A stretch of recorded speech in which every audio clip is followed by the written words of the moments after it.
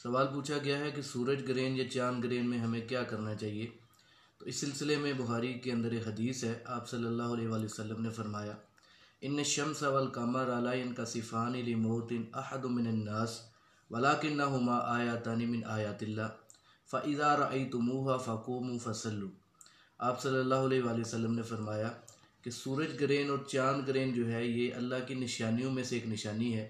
یہ بعض لوگ سمجھتے ہیں کہ کوئی بندہ مر گیا ہے تو اس کے مرنے کی وجہ سے ایسا ہوتا ہے، تو آپ صلی اللہ علیہ وسلم نے فرمایا یہ کسی کی موت کی وجہ سے نہیں لگتا، بلکہ یہ اللہ کی نشانیوں میں سے ایک نشانی ہے۔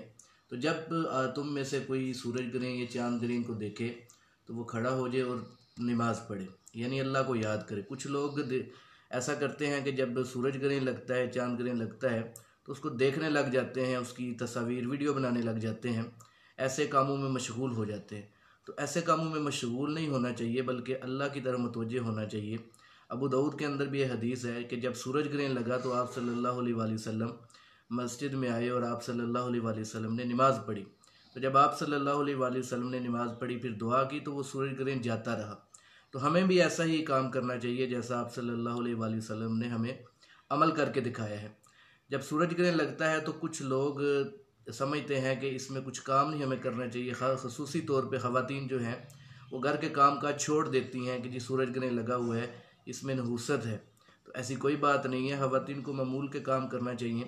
اور بعض خواتین یہ بھی سمجھتی ہیں کہ جو خاص طور پہ حاملہ خواتین ہیں تو ان کے حمل کو یہ سورج گرہن کی وجہ سے کوئی خطرہ ہوگا، تو ایسی باتوں پر یقین نہیں کرنا چاہیے، بلکہ جتنا عمل ہمیں آپ صلی اللہ علیہ وآلہ وسلم نے بتایا ہے اتنا ہی ہمیں کرنا چاہیے، اور ایسی جو باتیں ہیں ان پر بالکل بھی ہمیں یقین نہیں رکھنا چاہیے۔